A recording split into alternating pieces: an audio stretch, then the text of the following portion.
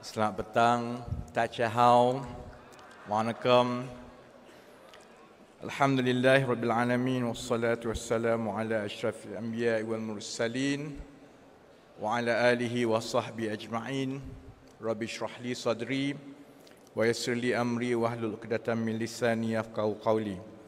Saudara Syukri, saudara pengurusi majlis, saudara Anwar, Presiden Parti Keadilan Rakyat, saudara-saudari pimpinan, sahabat-sahabat yang datang dari seluruh negara dengan notis yang cukup pendek.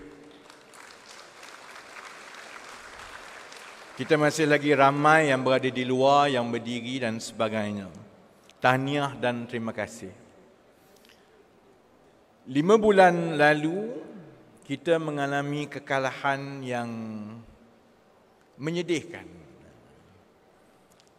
Tapi itu kekuatan utama parti kita. Setiap kali kita jatuh, setiap kali kita ditertawakan, kita boleh mencari kekuatan dalaman kita untuk bangkit dalam masa yang cukup pendek.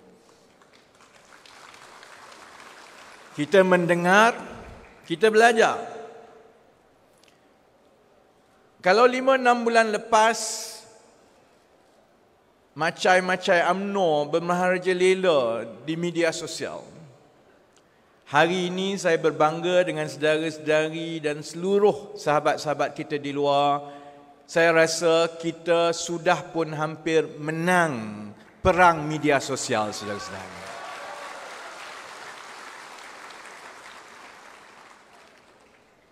Saya tidak mahu ambil masa yang panjang kerana bukan saja hari ini kita kesuntukan masa, tapi kita memang kesuntukan masa untuk memasuki pilihan raya umum. Jadi semua yang kita buat dari sekarang mestilah notis pendek, hasil yang baik, usaha yang seperti yang tidak pernah kita buat sebelum ini. Jadi saya tidak akan ambil masa yang panjang.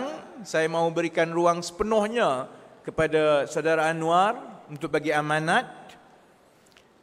Cuma saya nak bermula dengan perkara yang paling penting sekali. Kenapa kita masuk pilihan raya umum?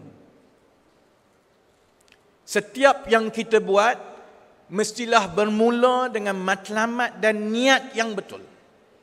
Kalau matlamat tidak betul, niat tidak betul, saudara-saudari sudah lihat sejak 2018, kerajaan demi kerajaan jatuh, ditikam.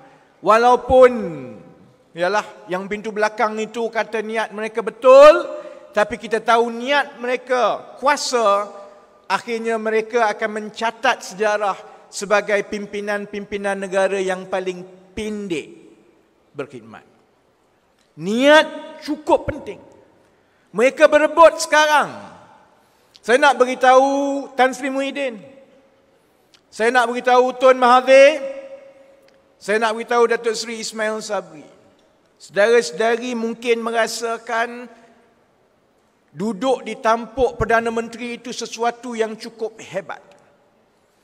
Kalau saudara-saudari tidak menjaga rakyat, tidak membawa perubahan dan memperbaiki keadaan, 5 tahun dari sekarang, tidak ada siapa pun yang ingat kepada Tan Sri Muhyiddin, Datuk Seri Ismail Sabri. Kerana lepas ini, pimpinan demi pimpinan akan muncul. Sebab itu kita nak masuk pilihan raya ini, saya ingatkan kepada saya setiap hari, niat kena betul, matlamat kena betul. Kita masuk pilihan raya bukan sebab jawatan, bukan sebab habuan. Kita masuk pilihan raya atas sebab tanggungjawab dan amanah, kerana kita sedar kerosakan yang berlaku di kalangan kita. Sebagai sebuah negara, kita bermula sebagai negara yang kaya dan bertuah. Kita banyak hasil bumi mengalahkan negara-negara jiran yang lain. Saya pernah melawat 34 buah negara setakat ini seumur hidup saya. Malaysia adalah antara negara yang paling bertuah dan paling kaya jika dibandingkan dengan negara-negara lain. Kita ada kepelbagaian. Kita ada orang Melayu, kita ada orang Cina, kita ada orang India. Dalam keadaan China akan menjadi kuasa nombor 1 dunia, India menjadi ekonomi yang besar, Indonesia menjadi kuasa ekonomi sedunia. Kita satu-satunya negara di dunia ini yang boleh berkawan baik dan bersaudara dengan ketiga-tiga kuasa masa depan dunia ini. Kita ada sistem pendidikan yang kita banggakan. Kita melahirkan pakar-pakar, pimpinan yang dihormati di seluruh dunia. Dalam 70-an, tahun 70-an, saya banyak habiskan masa bersembang dengan pesara-pesara tentera. Daripada pangkat yang paling tinggi kepada pangkat yang paling rendah. Dalam tahun 70-an, kita ada angkatan tentera yang cukup dibanggakan. Navy kita, tentera laut kita adalah antara yang paling baik, kapal yang paling moden berbanding dengan negara-negara lain.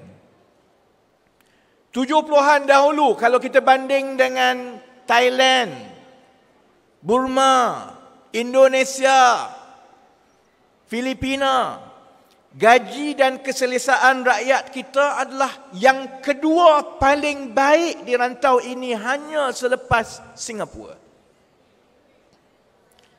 Saya sedari sekarang ekonomi kita bukan saja jatuh nombor 3, nombor 4. Kita sekarang berada di belakang Indonesia, kemudian Singapura, kemudian Taiwan, kemudian Filipina, kemudian Vietnam. Saya tak pasti berapa ramai orang di luar tahu bahawa secara rasminya dalam liga ekonomi di rantau ini, kita ni dah lama jatuh ke Division 2. Sebab tu Azmin boleh sembang. Dia kata dia bawa pelaburan dan sebagainya.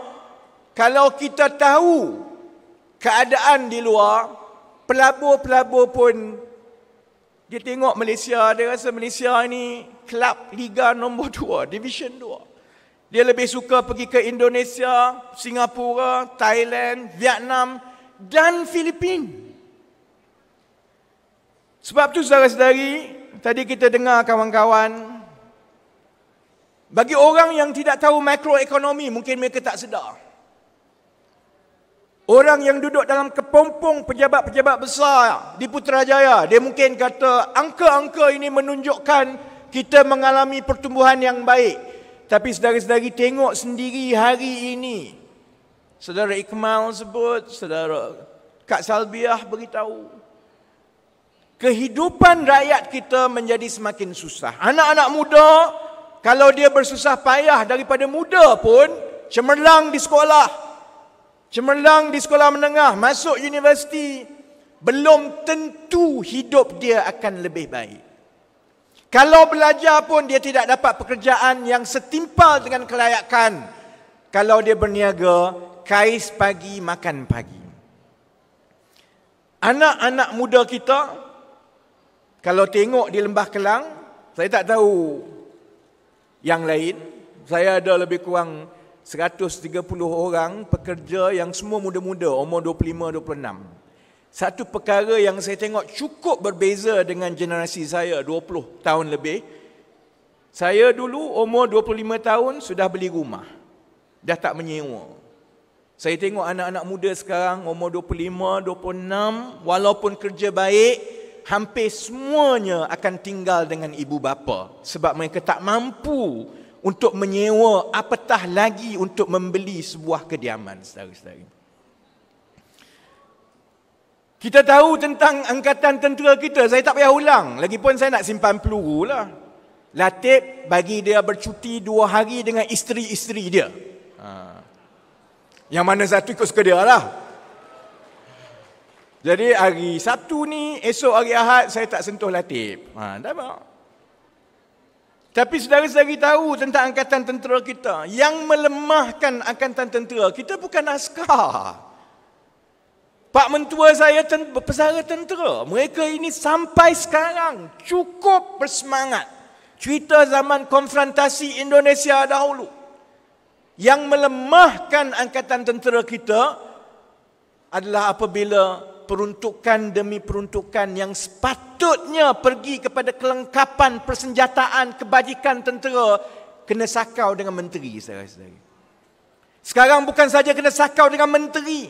Bila menteri telah tunjukkan berpuluh tahun macam mana nak gunakan perolehan pertahanan ini untuk mengkayakan diri, dia tunjuk teladan yang seterusnya kepada beberapa kerat pimpinan angkatan tentera juga. Cuma yang ini akan jadi bilis lah bila kena.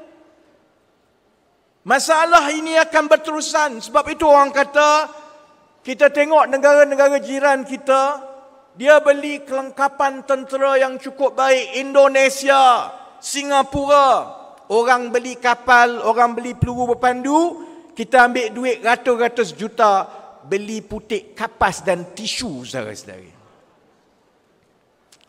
Rakyat kat luar memang rasa lawak pun ada, marah pun ada. Tapi saudara-saudari bayangkan, yang sakau duit rakyat dan pertahanan ini adalah parti-parti yang sama yang kononnya ingin membela orang Melayu. Saya memang pilih soal kapal ni sebab saya nak tunjukkan kepada orang Melayu dekat luar bahawa sebenarnya yang melemahkan Melayu, yang menyusahkan Melayu, bukanlah orang bukan Melayu semata-mata, saudara-saudari, macam dia sebut. Punca masalah itu, punca penyelewengan itu datang apabila ada pimpinan-pimpinan yang menggunakan perkauman dan keagamaan untuk mereka mengkayakan diri mereka.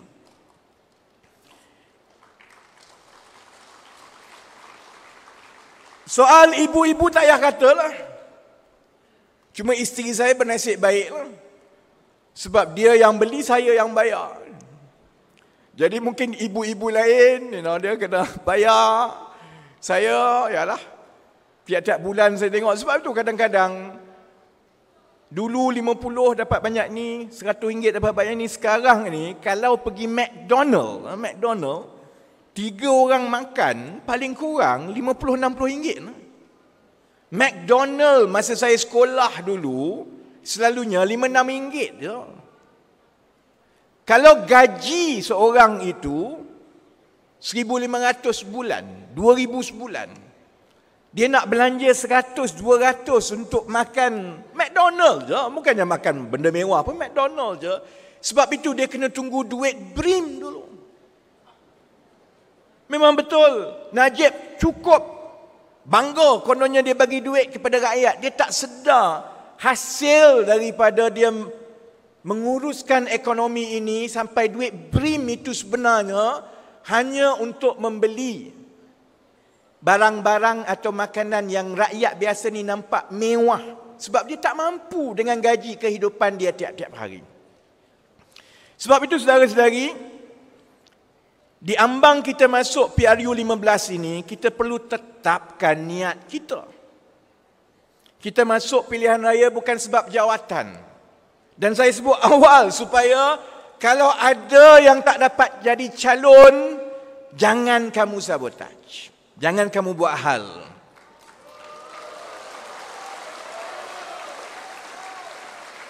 Kalau ada yang kalau kita menang, kamu tak dapat jawatan dalam kerajaan, jangan kamu tikam belakang macam Azmin dan kawan-kawan buat. Kita masuk pilihan raya sebab kita ada tanggungjawab untuk membaiki keadaan, sebab kita ada anak, kita ada adik, kita ada cucu, saudara-saudari. Mereka berhak mewarisi negara yang lebih baik daripada ini. Tak adil untuk kita wariskan kepada mereka hutang, kepayahan, kesusahan, hanya kerana kita tak nak bekerja lebih baik daripada yang kita buat selama ini. Kita tak ada pilihan. Kerana hutang kita sebenarnya ialah dengan anak beranak kita. Dengan anak-anak kita, keluarga kita. Masalah yang ada di negara ini, kalau kita tidak selesaikan sekarang, kita ada bahagian dosa dan juga tanggungjawab apabila masalah itu dialami dan ditanggung oleh anak-anak kita. Generasi muda yang kita dengar tadi. Sebab itu saudara-saudari, nasib anak-anak muda Nasib anak kita, saya nak ingatkan, bukan di tangan Anwar Ibrahim, bukan di tangan saya. Nasib anak-anak kita adalah di tangan setiap saudara-saudari, di tangan setiap daripada kita saudara-saudari. Kalau ada yang bertanya, selalunya saya adalah orang tanya, dah habis tu kalau masuk politik ni bukan untuk jawatan kerajaan dan buat apa? Apa guna? Kalau tak ada kerajaan, macam mana kita nak tukar? Masa saya kecil dulu, Datuk Seri, saya diingatkan satu benda. Orang lain baca buku tebal-tebal pasal leadership. Saya ingat satu benda aja yang kawan saya sebut. Leadership is about duty and sacrifice. Good leaders don't talk about sacrifice. They break the sacrificial wheel. When we have achieved something collectively, when we have achieved what we set out to do, when things are better, people will look around and tell themselves, we have done it ourselves. They won't look around and find a leader. A good leader is someone who makes every single one person becomes the force for change, that by the time it is done, they all feel that they have accomplished it themselves. That's good leadership, saudara-saudari.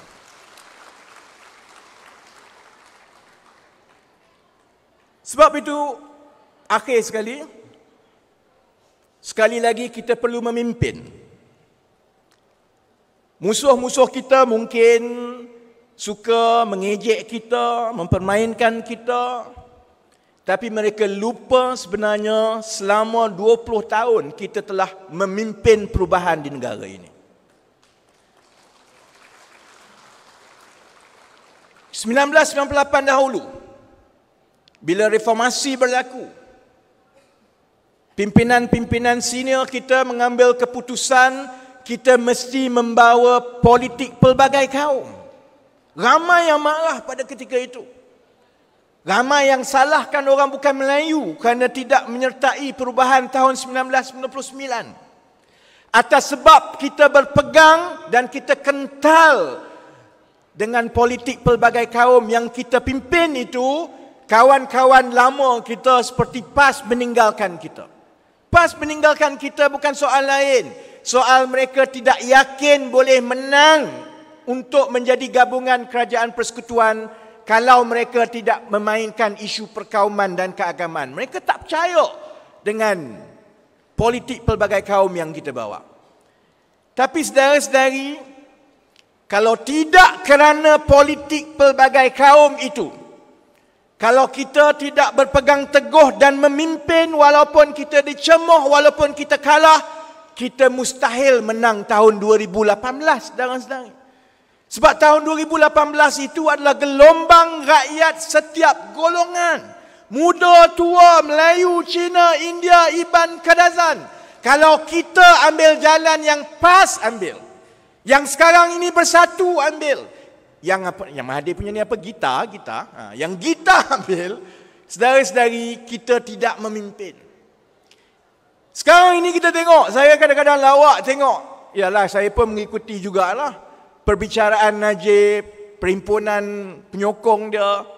Kadang-kadang saya rasa aku macam nak pergi je sekali. Sebab kita dah tak boleh nak bezakan. Ini ni perhimpunan demo reformasi ke demo UMNO ni. Sebab dia jerit pun lawan tetap lawan. Ni parti mana ni? Sebab itu saya tengok, dia tak sedar tau. Itu orang kata karma. Berhati-hati kamu buat ke orang. Berpuluh tahun korang hina orang-orang keadilan ini, lawan tetap lawan, kamu buat lawak. Sekarang Allah terbalikkan, kamu yang menjerit lawan tetap lawan.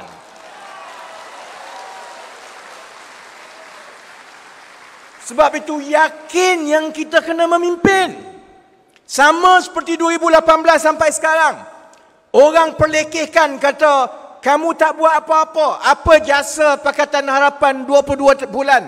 Apa yang PKR dapat? Perdana Menteri pun orang lain dapat. Kamu kena tikam, parti berterabur. Saya tak tahu kawan-kawan yang lain. Saya tak pernah ada jawatan, tak pernah terlibat dengan Pakatan Harapan, tapi saya bangga satu perkara, saudara-saudari. Dari umur saya 21 tahun, niat saya dalam parti ini hanya satu. Saya nak pastikan UMNO Barisan Nasional kalah supaya rakyat yakin mereka raja negara ini. Bila UMNO Barisan Nasional dikalahkan, rakyat tahu parti mana buat sial, aku pecat kamu. Menteri mana sakau duit, ke Kajang kamu pergi. Kalau orang tanya kita, apa pencapaian kita, apa jasa kita, kita tak perlu dabik dada, saudara-saudari.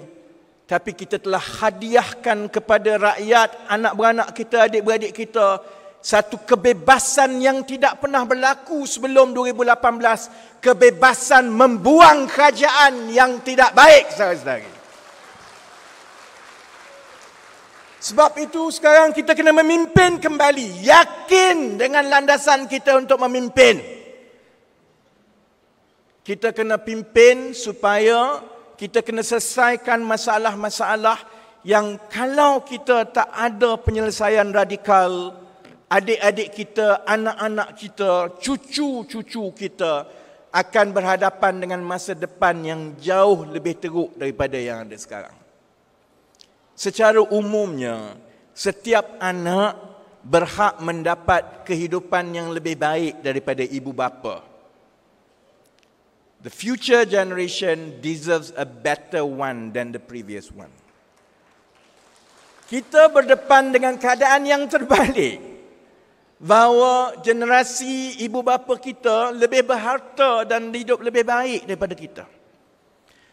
Kita perlu memimpin kali ini supaya kita dapat mencari penyelesaian kepada masalah-masalah, merungkai soal gaji yang rendah, cari penyelesaian untuk jangka masa panjang kepada masalah harga barang naik, membina kembali jati diri negara kita supaya rakyat tahu aku bukan daripada negara yang dikenali sebab skandal kewangan terbesar di dunia. Aku datang daripada Malaysia yang cerdik, yang yakin, yang boleh bersaing dengan semua negara di dunia ini. Jadi kalau saudara-saudari tanya, apa cenderahati saya pada saudari untuk balik berjuang? Itu cenderahati saya. Tak ada wang, tak ada apa. Saudara-saudari balik selepas ini ke kawasan masing-masing dengan satu tanggungjawab bahawa saudara-saudari adalah pemimpin. Kedudukan dan tanggungjawab saudara-saudari adalah sama penting dengan kedudukan saudara Anwar, kedudukan saya, kedudukan sesiapa pun yang berada di depan pimpinan semua ini.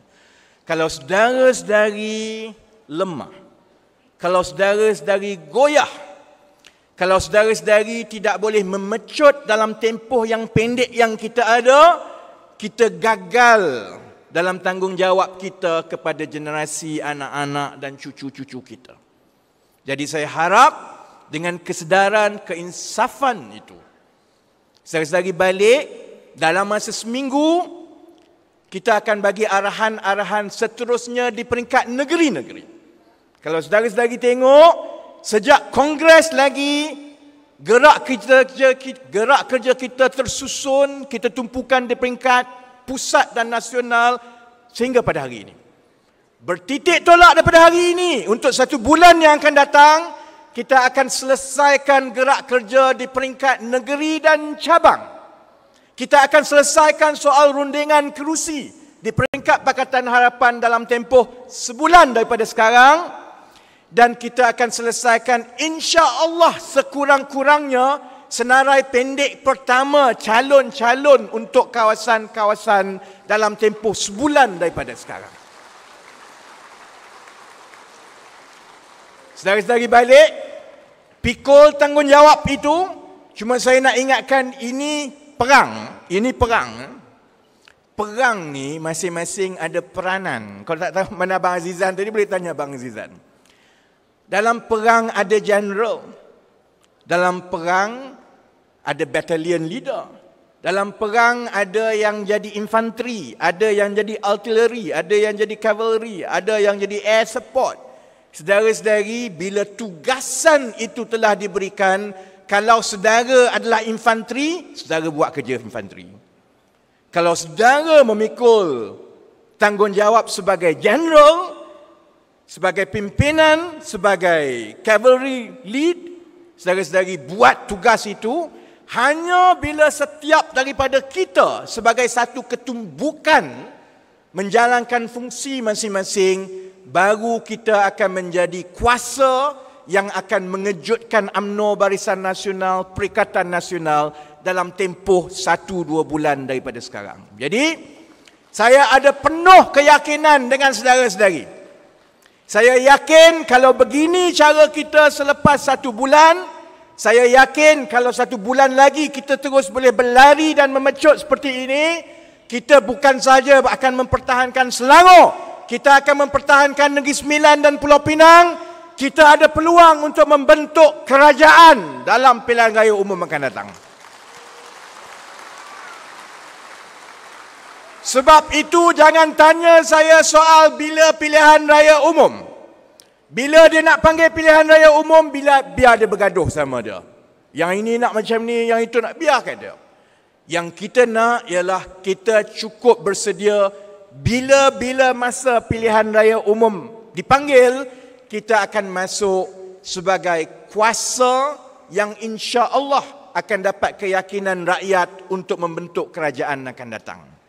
Jadi dengan itu, saya iringi kepulangan saudara-saudari yang akan balik ke kawasan masing-masing dengan doa supaya saudara-saudari kekal niat, jernih matlamatnya, tahu bahawa balasan dan habuan kita daripada Allah di kemudian hari, bukan sebulan, 2 bulan, 3 bulan daripada sekarang.